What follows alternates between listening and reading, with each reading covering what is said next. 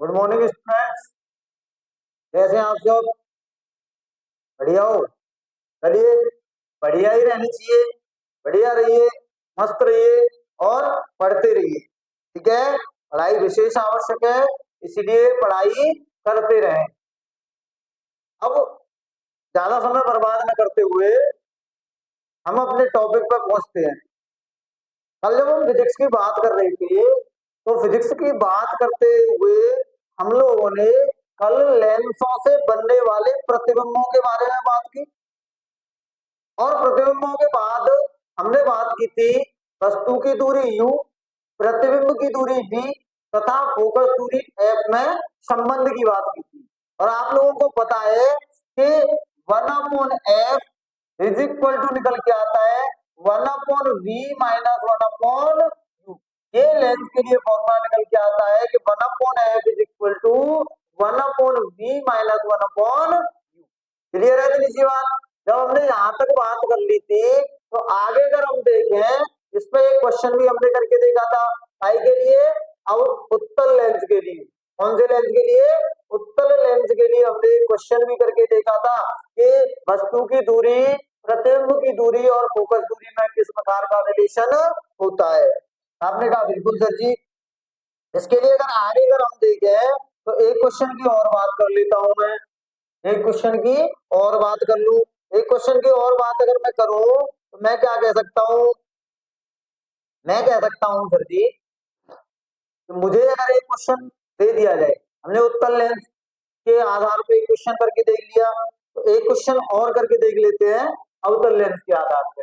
जैसे आपसे कोई कहे कि सर जी, क्या कहे आपसे कि इस प्रकार से दे रखा है एक वस्तु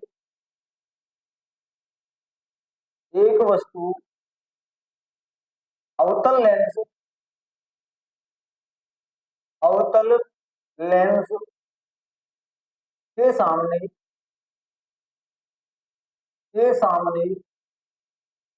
कितने पे रखी है? मान लो मैंने कह दिया 30 सेंटीमीटर की दूरी पर रखी हुई है रखी हुई है। एक वस्तु क्या है? 30 सेंटीमीटर दूर रखी हुई है, कैसे? अवतल लेंस से। ये कह रहा है यदि अवतल लेंस यदि अवतल लेंस की फोकस दूरी अवतल लेंस की फोकस दूरी कितनी हो बेटा जी? आप लोगों ने कह दिया सर जी, फोकस दूरी मान लो आप 20 सेंटीमीटर 20 सेंटीमीटर हो, तो प्रतिबिंब की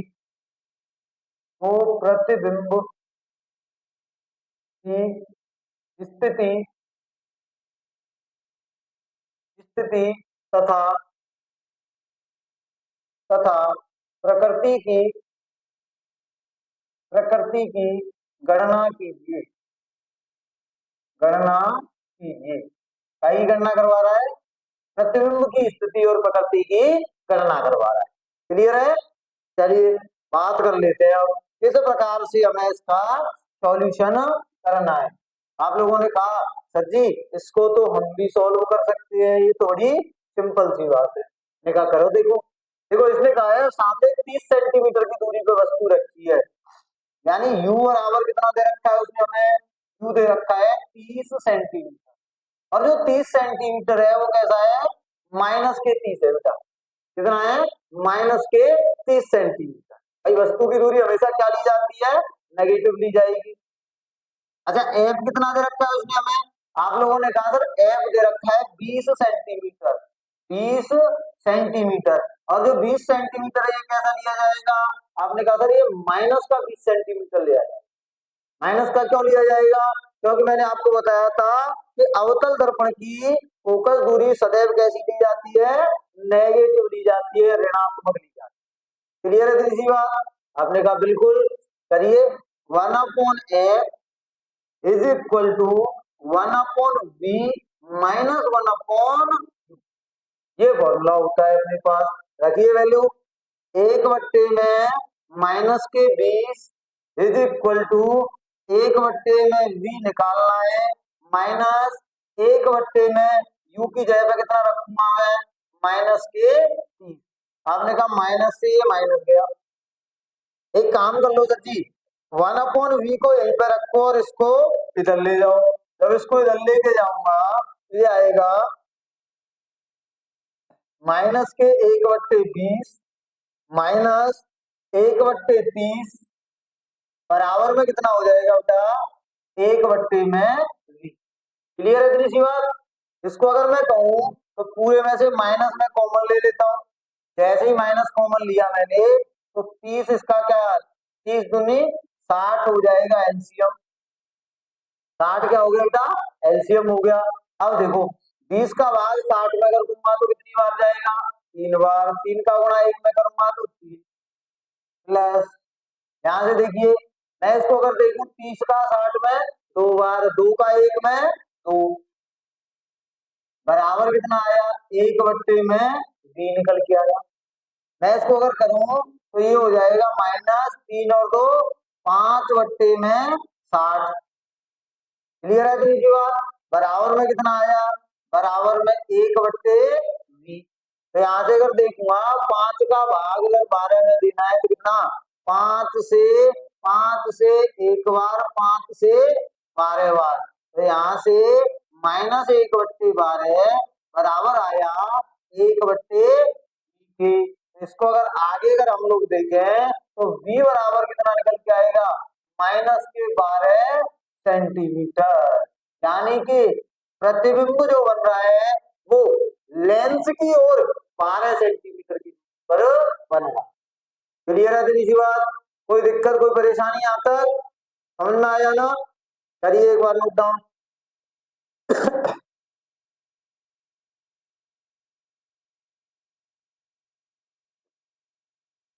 हो गया बेटा जी। चलिए अब आगे बात कर लेते हैं। अब आगे अगर हम लोग बात करेंगे तो हम बात क्या करने वाले हैं, हम बात करने वाले हैं सर जी अपना काय के बारे में, हम बात करने वाले हैं सर अब नया अपना जो टॉपिक होगा वो होगा आपका गोलीय पृष्ठ द्वारा अपवर्तन के सूत्र का। गोलीय पृष्ठ द्वारा अपवर्तन के सूत्र पे हम लोग बात करने वाले। अब गोलीय पृष्ठ जो होंगे वो आप सब जानते हैं कि गोलीय पृष्ठ कितने होते हैं, दो होते हैं। एक तो होता है गोलीय अवतल पृष्ठ और एक होता है गोलीय उत्तल पृष्ठ। क्लियर है। तो दो प्रकार के पृष्ठ होते हैं, एक तो होता है गोलीय अवतल पृष्ठ और एक होता है गोलीय उत्तल पृष्ठ। क्लियर। तो अगर हम इसमें बात करें तो इसमें हमें देखना क्या है, हमें देखना है कि माध्यम परिवर्तित होने पर यूवी और वक्रता त्रिज्या जो होती है उसमें कौन सा रिलेशन होता है, उस रिलेशन की बात करने वाले हम वक्र पृष्ठों के लिए। ठीक है। तो अगला अपना टॉपिक होगा गोलीय। तो यहाँ पे मैं ले लेता हूँ डायरेक्टली अवतल पृष्ठ। भाई एक पृष्ठ से बात कर ले, मैं अवतल से आपको बता दूंगा, आप उत्तल से उसको निकाल के देख सकते हैं। भाई जो मैं अवतल से बता दूं तो आप क्या निकाल सकते हैं, उत्तल से निकाल सकते हैं। मैं उत्तल से अगर बता दूं तो आप क्या निकाल सकते हैं, अवतल से निकाल सकते हैं। तो मैं अवतल से यहाँ आप लोगों को बता रहा हूँ, आप एक काम करिएगा उत्तल से स्वयं निकाल के देखना है। भाई जब तक खुद नहीं करेंगे तब तक कोई भी दुनिया का कोई भी मास्टर आपको नहीं पढ़ा सकता। अरे बात समझ में, जब तक आप स्वयं करने की कोशिश नहीं करेंगे तब तक कोई भी मास्टर नहीं पढ़ा सकता है। तो मैं यहाँ अगर अवतल की करा रहा हूं तो आप लोगों को उत्तल का स्वयं करके देखना है। फिर भी यदि नहीं होता है, फिर भी ऐसा होता है कि आप नहीं कर पा रहे हो तो आप एक काम करिए, कमेंट सेक्शन में मुझे कमेंट कर सकते हैं कि सर जी उत्तल का हमसे नहीं हुआ है, आप हमें करके बताइए, तो मैं नेक्स्ट क्लास में आपको अवश्य उस चीज को बता दूंगा। लेकिन यदि आप कमेंट सेक्शन में नहीं करते हो तो मैं नहीं बताऊंगा। इसका तात्पर्य यही मैं समझूंगा कि आप सभी ने वो चीज स्वयं कर ली है। क्लियर है। तो यदि कोई चीज प्रॉब्लम आती है, समझ में नहीं आ पाती है तो तो आप उसे कमेंट सेक्शन में लिख सकते हैं, जिससे कि मुझे ये पता चल जाए कि हाँ ये चीज बच्चों को समझ में नहीं आई और मैं उस पर और अधिक तीव्रता से और ताकत से और फोकस कर सकता हूँ। इसीलिए ध्यान रखें, अगर कोई चीज समझ में नहीं आती है तो आप उस पर क्या कर सकते हैं, कमेंट सेक्शन में कमेंट कर सकते हैं। क्लियर है इतनी सी बात। अगला अपना टॉपिक हम चलते हैं गोलीय अवतल पृष्ठ द्वारा। अगला क्या होगा अपना, गोलीय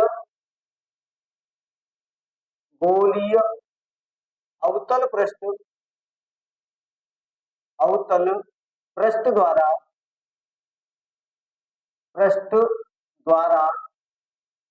अपवर्तन का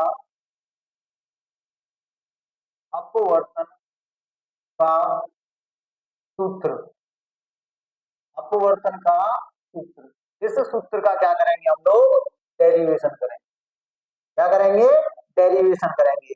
गोलीय अवतल पृष्ठ द्वारा अपवर्तन के सूत्र की परिघटना के बारे में हम लोग बात करने वाले हैं। क्लियर है। चलिए देखिए, मैं कह रहा हूं कि मान लो आपके पास में इस प्रकार का क्या बेटा जी, अपने पास एक अवतल पृष्ठ, ये अवतल पृष्ठ ले लिया। आपने कहा बिल्कुल सर जी, अवतल पृष्ठ ले लिया। इसका ये क्या हो जाएगा, आपने कहा ये तो मुख्य अक्ष है। क्या है ये, मुख्य अक्ष है। मैंने कहा बिल्कुल मुख्य अक्ष है बता दी। अब मैं क्या कर रहा हूं, मैं यहां से क्या कर रहा हूं कि मान लो मेरे पास में यहाँ पे कोई वस्तु रखी है, यहाँ पे क्या रखा है, कोई ऑब्जेक्ट। क्या है, कोई ऑब्जेक्ट। और मैं क्या करूंगा, इस ऑब्जेक्ट से मैं क्या करूंगा, यहाँ पे एक प्रकाशिक किरण डालूंगा। लो जी, ये डाल दी मैंने एक प्रकाशिक किरण।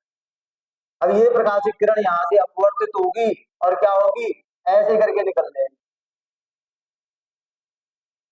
ऐसे करके ऊपर की तरफ निकल जाएगी।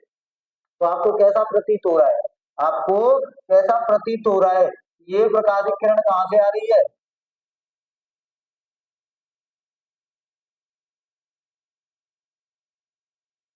कैसा प्रतीत हो रहा है बेटा जी, ये प्रकाशिक किरण कहां से आ रही है, ऐसे करके अपवर्तित हो जाएगी। तो आप लोगों को ऐसा आभास हो रहा है कि ये प्रकाशिक किरण यहाँ से कहीं से आ रही है,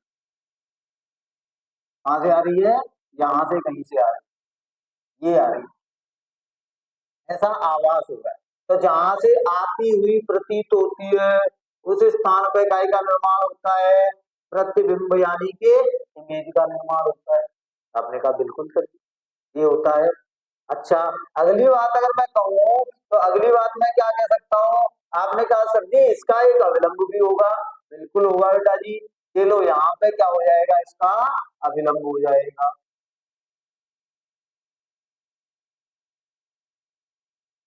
ठीक है, अविलंब यहाँ पे हो जाएगा। इस अविलंब को ही हम क्या बोलते हैं, प्रकाशिक केंद्र सी बोलते हैं। क्या बोलते हैं बेटा जी, प्रकाशिक केंद्र सी बोलते हैं। ठीक है। चलिए अब मैं बात करता हूँ, मैंने कहा माना ये वाला जो एंगल है, ये वाला, ये मान लिया मैंने अल्फा, ये वाला जो एंगल है ये मान लिया मैंने बीटा, और ये वाला जो एंगल है ये वाला, ये मान लिया मैंने गामा। क्या मान लिया मैंने, गामा। अल्फा, बीटा और गामा। क्लियर है इतनी सी बात, आपने कहा बिल्कुल क्लियर है साहब। अगली अगर मैं बात करूं तो मैं क्या बात कर सकता हूं, समझिए, मैं बात कर सकता हूं सर जी कि मान लो आपतित किरण अभिलंब के साथ में जो कोण बना रही है, ये वाला कोण यहाँ से यहाँ तक, ये टोटल, ये क्या होता है, आई होता है। आपतित किरण द्वारा अभिलंब के साथ बनाया गया कोण, आपतन कोण क्या होता है, आई होता है। उसके बाद अपवर्तित किरण द्वारा, उसके बाद में मैं बात का ही कर रहा हूं, अपवर्तित किरण द्वारा, अपवर्तित किरण द्वारा अभिलंब के साथ बनाया गया ये वाला एंगल, ये क्या कहलाएगा, आर कहलाएगा। क्या कहलाएगा बेटा जी, आर कहलाएगा। यहाँ एक बिंदु मान लेता हूं मैं, यहाँ एक बिंदु मान लेता हूं पी, और यहाँ एक बिंदु मान लेता हूं मैं, कौन सा, एम मान लेता हूं। कुछ भी मान सकते हैं आप, आपकी इच्छा है, आप कुछ भी मान सकते हैं। मैंने क्या मान लिया, यहाँ पे एक बिंदु मान लिया जिसका नाम क्या था, एम नाम मैंने उसको दे दिया। क्लियर है इतनी सी बात, आपने कहा बिल्कुल। अब देखिए, अब इसी के आधार पे हम लोग काई की बात करने वाले हैं, हम अपवर्तन के सूत्र की बात करने वाले हैं। किस प्रकार से करेंगे, गौर से देखिएगा और समझिएगा। क्लियर है? मोस्ट इंपोर्टेंट है, पेपर में क्वेश्चन यहां से फंसता है 101% पेपर में। आप उठा के देखिए लास्ट ईयर के क्वेश्चन मिलेगा, अवश्य मिलेगा। तो विशेषतः इस पर क्या करना है, फोकस देना है हम लोग। ठीक है, देखिए कैसे, अगर मैं बात करूं, सबसे पहले मैं बात का यही कर रहा हूं, मैं बात कर लूं त्रिभुज OCM, इस वाले त्रिभुज की बात कर लेता हूं। कौन सी की, OC और M, इस त्रिभुज की मैं बात कर रहा हूं। मैं कहूं त्रिभुज त्रिभुज OCM से, त्रिभुज OCM से अगर मैं देखूं तो क्या कंडीशन बन के आएगी, आप कहेंगे सर जी OCM से कंडीशन बन के आएगी, क्या हो जाएगी, OCM से होगी कि ये वाला कोण और ये वाले कोण का योग I के बराबर होता है गामा के। 9th क्लास में आपने ये नियम पढ़ा था कि आंतरिक दो कोणों का योग बाहरी तीसरे कोण के बराबर होता है। तो यहां से मैं कहूंगा alpha plus i is equal to क्या निकल के आएगा, गामा के। तो मैं यहाँ से अगर आई की वैल्यू निकालूं, अल्फा को उधर ले जाऊं, तो आई बराबर क्या निकल के आएगा, आई बराबर क्या निकल के आएगा बेटा जी, तो आपने कहा कि यहाँ से आई बराबर निकल के आएगा गामा माइनस अल्फा, और ये होगी अपनी इक्वेशन नंबर 1। क्या होगी इक्वेशन नंबर 1। अगला त्रिभुज में लूं, अगला त्रिभुज में ले लेता हूं, आप लोगों को दिख रहा होगा कौन सा, आप लोगों को दिख रहा है ICM, ICM, ये वाला त्रिभुज अगर मैं, तो ये वाला त्रिभुज अगर मैं लूंगा क्या निकल के आएगा, यहाँ पे भी बीटा प्लस आर बराबर का के गामा के। तो मैं कहूं त्रिभुज कौन सा, ICM से, त्रिभुज ICM से, ICM से अगर मैं देखूंगा तो क्या कंडीशन निकल के आएगी, आप लोगों ने कहा sir ji beta plus r बराबर होगा के गामा के। तो यहाँ से अगर मैं देखूं तो आर बराबर कितना निकल के आएगा, आप कहेंगे बीटा को उधर ले जाओ तो कितना आएगा, गामा माइनस बीटा निकल के आएगा, गामा माइनस बीटा। और इसको मैंने मान लिया इक्वेशन नंबर 2। क्या मान लिया बेटा जी, इक्वेशन नंबर 2 मान लिया। क्लियर है इतनी सी बात, आपने कहा बिल्कुल क्लियर है साहब।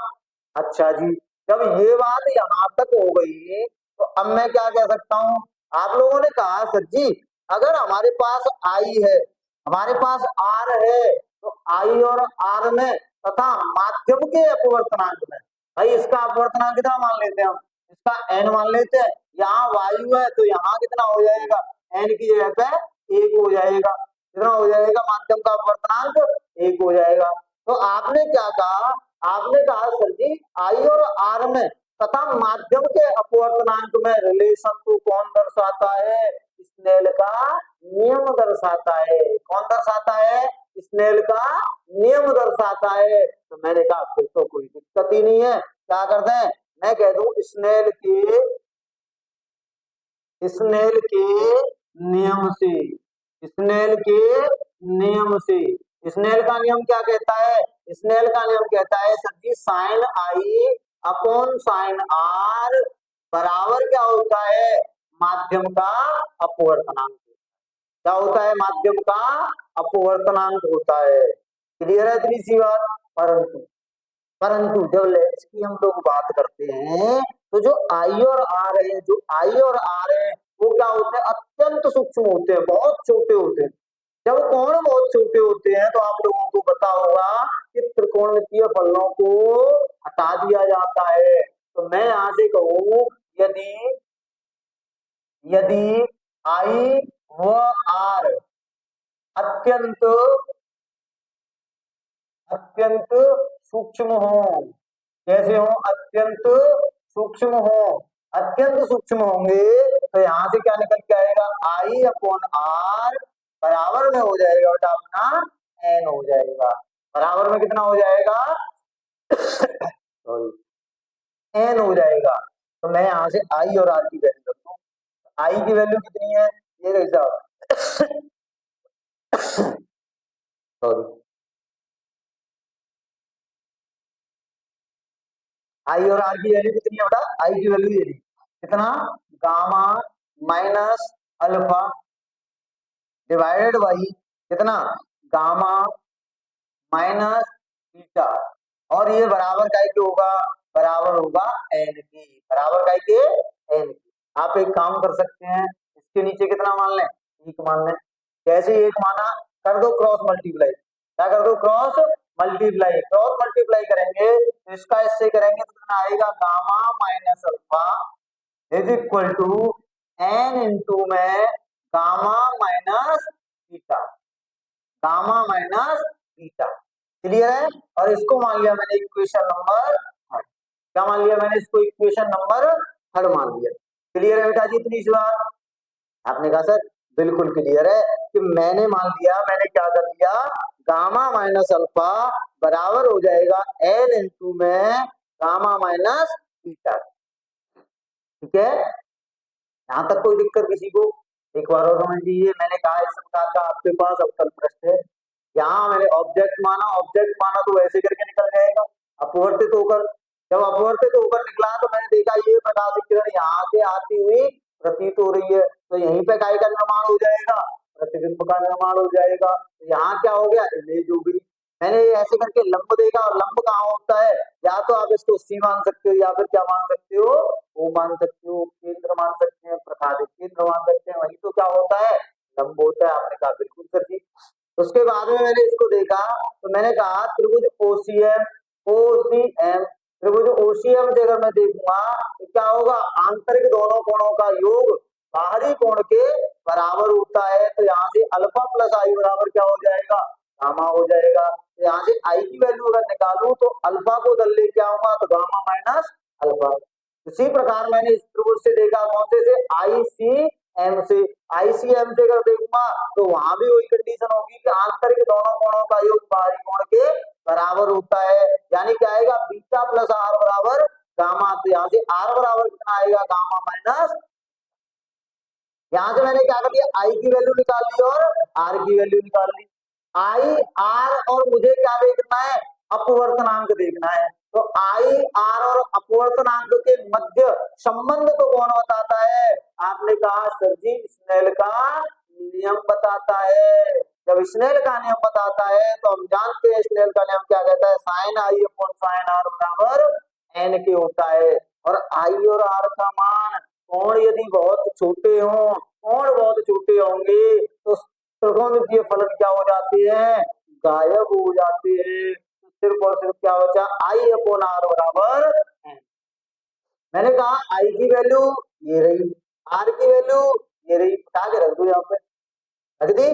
जैसे ही मैंने रखी तो मेरे पास निकल के आया गामा माइनस अल्फा बट्टे में गामा माइनस बीटा बराबर एन, और एन के नीचे मैं एक रख सकता हूं, क्योंकि एक का भाग किसी संख्या में देने पर संख्या पर कोई प्रभाव नहीं पड़ता। क्लियर है इतनी सी बात। उसके बाद मैंने क्या कर दिया, दोनों का क्रॉस मल्टीप्लाई कर दिया। क्रॉस मल्टीप्लाई जब मैंने किया तो मेरा निकल के आया, कितना निकल के आया बेटा जी, गामा माइनस अल्फा बराबर एन इंटू में गामा माइनस बीटा। क्लियर। अब मुझे क्या करना है, अब मुझे वैल्यू देखनी है गामा की, अल्फा की और बीटा की, गामा की, अल्फा की और बीटा की। अच्छा एक बात बताओ, ये कौन है, ये क्या है, कोण है। जब कोण की बात हो रही है तो हम जानते हैं कि कोण बराबर, क्या जानते हैं बेटा जी, हम जानते हैं कोण बराबर, कोण बराबर क्या होता है, आपने कहा ये होता है सर जी चाप बट्टे में त्रिज्या। कोण बराबर क्या होता है, आपने कहा सर कोण बराबर होता है, कोण बराबर होता है अपना, कोण बराबर चाप बट्टे में त्रिज्या। और कोण बराबर चाप बट्टे में अगर त्रिज्या होती है तो सबसे पहले मैं काय की वैल्यू निकाल रहा हूं, अल्फा। कोण अल्फा बराबर, तो अल्फा ये रहा कोण, इसके सामने, इसके सामने, इसके सामने ये क्या हो जाएगी, चाप हो जाएगी। भाई ये चाप ही तो पड़ी है एम से पी तक इस प्रकार से, तो मैं क्या कहूंगा, चाप क्या हो गई, एमपी या पीएम, एमपी डिवाइडेड बाई त्रिज्या क्या होगी, यहां से यहां तक की दूरी, तो क्या हो जाएगी ओपी। ओपी कह लो या पीओ कह लो। ये अल्फा हो गया। उसके बाद देखिए अल्फा के बाद में देखो बीटा बराबर क्या है, बीटा बराबर क्या है, तो आप लोगों ने कहा सर बीटा बराबर चाप वही कितनी एमपी डिवाइडेड बाई कितना हो जाएगा आई पी, क्या हो जाएगा आई पी। उसके बाद में मुझे क्या देखना है, मुझे देखना है गामा, तो गामा बराबर क्या, गामा एरा चाप कौन सी एमपी बट्टे में कितना सीपी, बट्टे में कितना सीपी सीपी। तो मुझे अल्फा बीटा और गामा तीनों की वैल्यू पता चलेगी, काय की वैल्यू पता चलेगी मुझे अल्फा बीटा और गामा की। तो मैं क्या कर दूं, मैं कहूं अल्फा अल्फा बीटा तथा तथा गामा का मान, गामा का मान काय में रख दूं, समीकरण समीकरण तीन में रखने पर, तीन में रखने पर अल्फा बीटा और गामा का मान मैं कहां पर उठा के रख दूं, समीकरण तीन में उठा के रखिए बेटा। गामा का मान कितना है एमपी अपॉन सीपी, कितना एमपी अपॉन सी माइनस माइनस अल्फा का मान कितना है MP upon OP, MP MP upon OP बराबर एन इंटू में, यहां से देखिए गामा का मान एमपी अपॉन सीपी, कितना MP upon CP minus beta का मान MP upon IP, MP upon IP. Clear है इतनी सी बात। अब आप लोगों ने कहा सर जी एमपी यहां से भी कॉमन आ रहा है, एमपी वहां से भी कॉमन आ रहा है, कॉमन लेके इसको क्या करो काटा पीटी करो।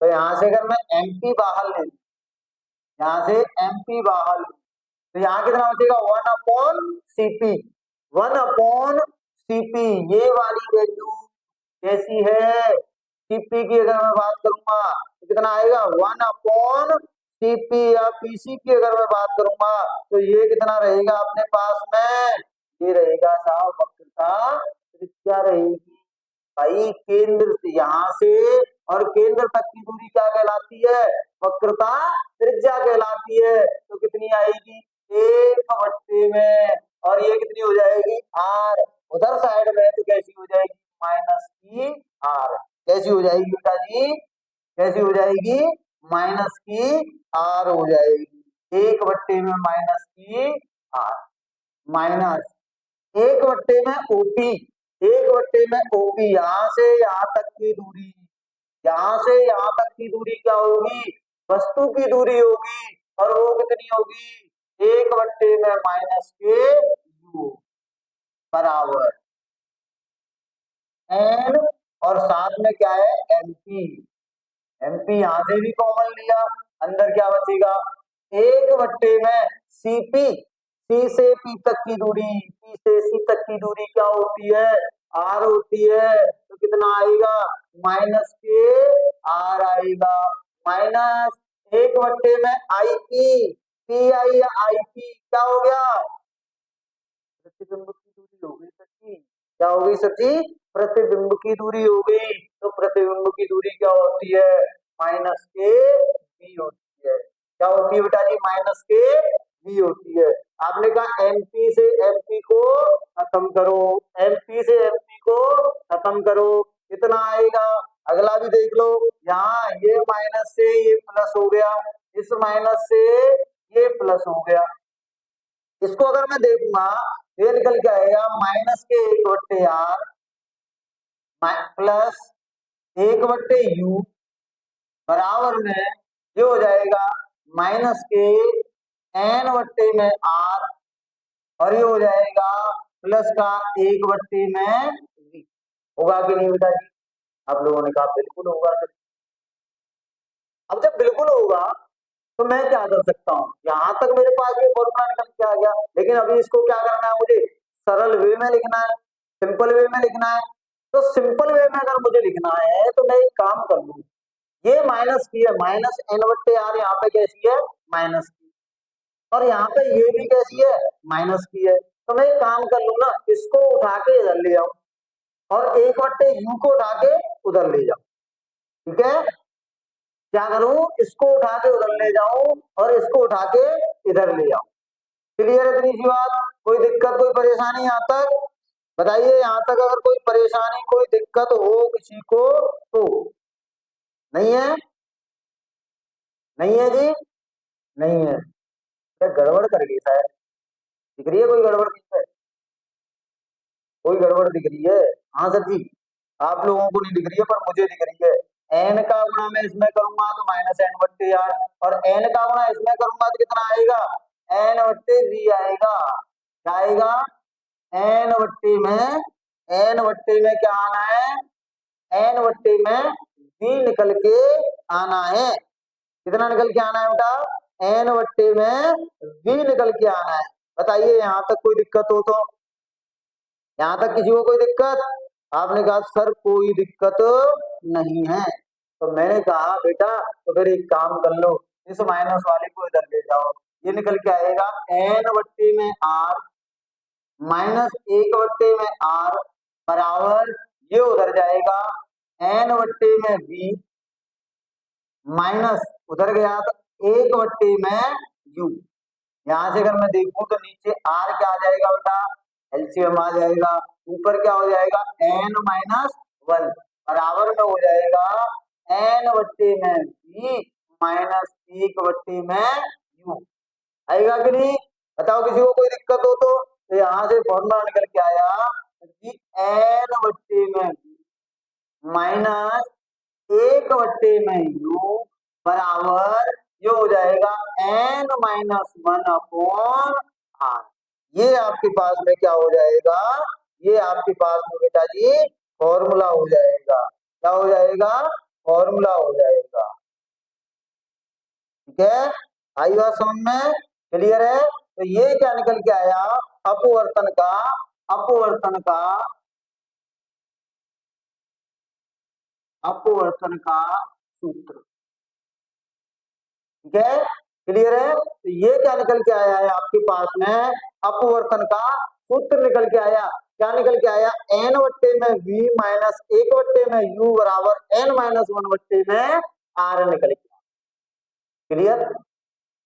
अब आप लोगों ने कहा सर जी ये बात तो मान ली हमने आप कि अगर इधर अपवर्तनांक कितना हो, एक हो, और इधर अपवर्तनांक कितना हो, एन हो, तो हमारे पास क्या निकल के आएगा, ये निकल के आएगा एन बट्टे में v minus one upon u बराबर एन माइनस वन बट्टे में आर। परंतु यदि कंडीशन ऐसी हो कि माध्यम दोनों तरफ अलग अलग, क्या कंडीशन हो, कंडीशन ये हो कि माध्यम दोनों तरफ अलग अलग हो, तब क्या केस बनेगा और किस प्रकार से केस बनेगा। हरी ना बात समझ में। तो अगला एक बार इसको नोट करिए, इसको नोट करने के बाद में अगला अपना वही टॉपिक है कि यदि दोनों तरफ अलग अलग माध्यम हो तब कंडीशन क्या बन के आएगी। करिए एक बार।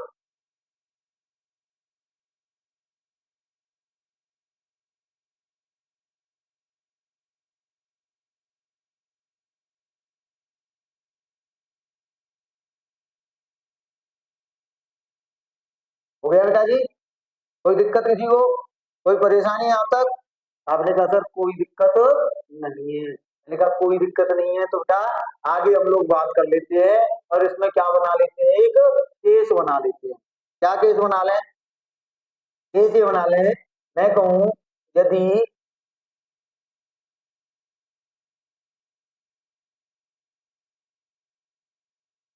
मैं क्या कहूंगा,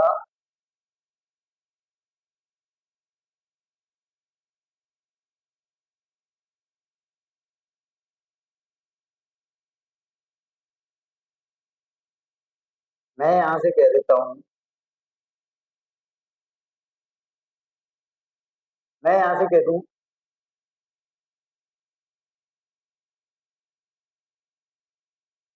केस बना लेता हूँ एक। क्या केस बना लूं, केस है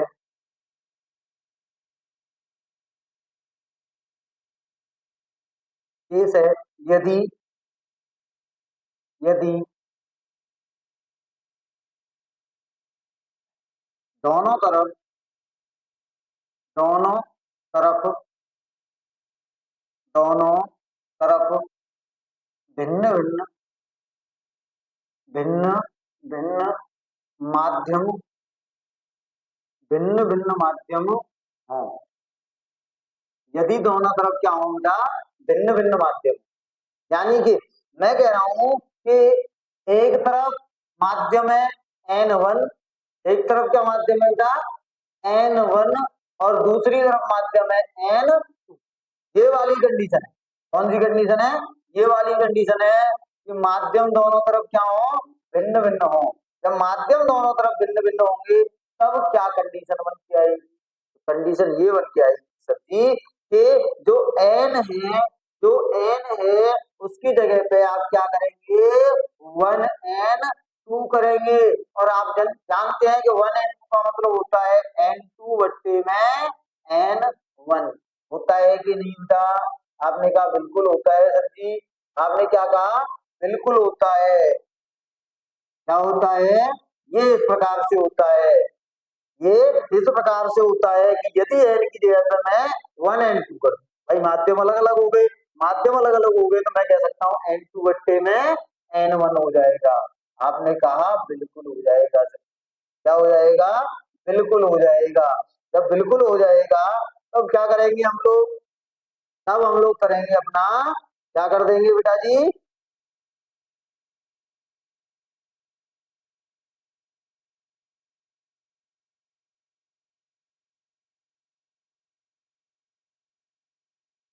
ठीक है, तो यहाँ से क्या करूँ?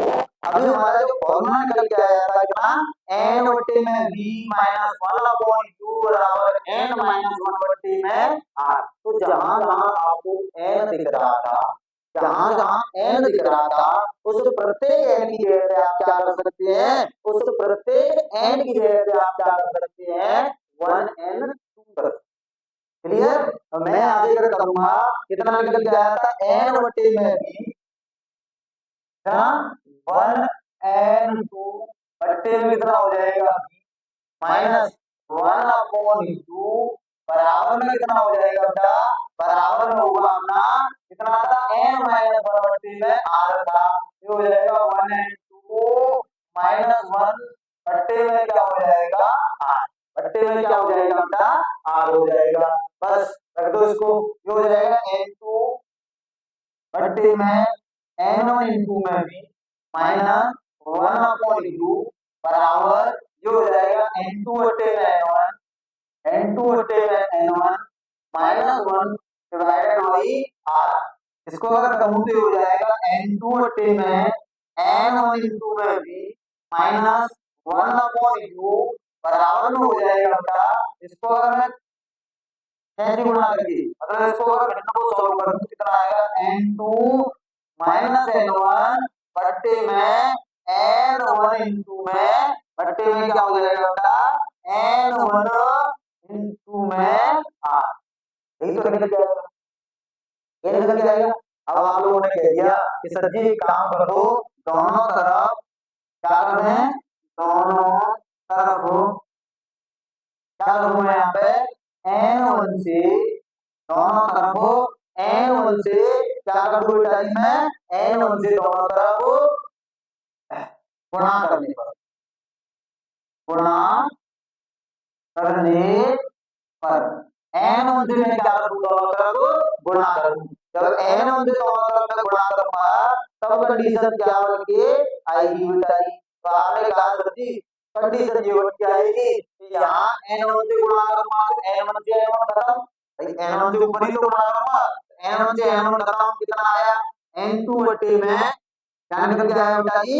आपने कहा सर जी, आपने कहा सर जी फॉर्मूला निकल के आया आपके पास, ये हो गया n2 बटे में माइनस जहां n1 से गुणा करूंगा कितना आएगा n1 बटे में 2 बराबर ये हो जाएगा सर जी अपने पास कितना n2 minus n1 divided by r। n1 से n1 क्या हो जाएगा यहाँ पे खत्म हो जाएगा। आई बात समझ में? आपने कहा सर बिल्कुल समझ में आ गई। आपने क्या कहा सर बिल्कुल समझ में आ गई। क्या समझ में आई कि हमारे पास यदि माध्यम चेंज हो जाए, यदि माध्यम चेंज हो जाए, दोनों तरफ अलग अलग माध्यम होंगे तो फॉर्मूला क्या निकल के आएगा n2 upon v minus n1 upon u बराबर n2 माइनस n1 बटे में r।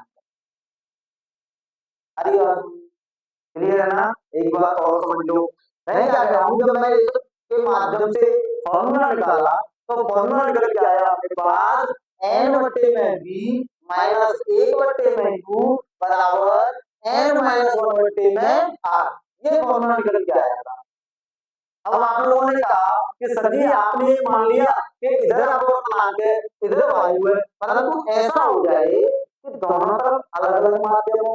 इस तरफ मान लो कोई अलग माध्यम है, इस तरफ अलग माध्यम, इस तरफ मैं मान लेता हूँ कांच है, इस तरफ ऑयल है, कोई तेल है। इस तरफ मान लेता हूँ कांच है, इस तरफ ये कांच जो है वो पानी में रखा हुआ है, तो माध्यम अलग हो गया। तो अगर दोनों तरफ माध्यम अलग अलग हो जाए तब क्या कंडीशन होनी चाहिए? सिंपल सी बात है, जो n है उस n की जगह पे आप क्या कर सकते हैं 1n2 कर सकते हैं, और 1n2 का मतलब आप सभी जानते हैं कितना होता है n2 बटे में n1 होता है। यहाँ तक बात आई नहीं समझ में? अरे हाँ बोलो, हाँ बोलो, यहाँ तक ये चीज समझ में आई कि नहीं? आपने कहा बिल्कुल आई। अब यही जो वैल्यू है 1n2 उसको मैं उस फॉर्मूले में जो भी हमने निकाला था उसमें रख दें। फॉर्मूला क्या था n बटे में v माइनस 1 अपॉन u बराबर n माइनस 1 बटे में r। उसकी जगह पे n जहां नाम दिख रहा है ब्रैकेट में 1n2 कर दो 1n2, और यहाँ पे भी क्या हो गया 1n2। 1n2 को मैं कह सकता हूँ n2 बटे में n1, यहाँ पे भी n2 बटे में n1। इसको मैंने कह दिया ये यहाँ हो गया, ये यहाँ हो गया। इसको अगर मैं सॉल्व करवाऊं तो n2 माइनस n1 बटे में कितना आएगा n1, और साथ में नीचे क्या हो गया r हो गया। अब मुझे क्या दिख रहा है नीचे n1 n1 दिख रहा है, तो मैं क्या करूँ ऊपर दोनों तरफ n1 से गुणा करूँ। ऊपर n1 से अगर गुणा करूंगा, यहाँ n1 से अगर मैं गुणा करता सोच के देखो, यहाँ n1 से गुणा करता तो n1 से n1 खत्म होगा कि नहीं होगा? बिल्कुल होगा। आपने कहा बिल्कुल होगा सर जी, तो n1 से n1 खत्म हो गया। यहाँ अगर मैं n1 से गुणा करूंगा, यहाँ क्या करूंगा मैं n1 से गुणा करूंगा तो कितना हो जाएगा n1 बटे में। मैंने आपने कहा बिल्कुल होगा सर जी, मैंने कहा तो ये भी काम खत्म हो गया। इधर अगर मैं n1 से गुणा करूंगा, n1 से गुणा करूंगा तो n1 से n1 खत्म होगा कि नहीं? आपने कहा बिल्कुल होगा सर जी, n1 से n1 खत्म होगा। जब n1 से n1 खत्म होगा तो फॉर्मूला निकल गया है n2 बटे में v माइनस n1 बटे में u बराबर n2 माइनस n1 बटे में r। ये क्या हो गया आपका फॉर्मूला। ठीक है, क्लियर है, कोई दिक्कत नहीं आता है। तो ये हमने क्या कर दिया गोलीय अवतल पृष्ठ द्वारा, गोलीय अवतल पृष्ठ द्वारा अपवर्तन के सूत्र का हमने क्या किया है निर्माण। यहाँ तक किसी बच्चे को कोई भी अगर दिक्कत है कोई परेशानी है तो आप कमेंट सेक्शन में डाल सकते हैं, उसका निदान अवश्य किया जाएगा। क्लियर है बेटा जी? चलिए आगे इतना ही रखेंगे, कल करते हैं आगे।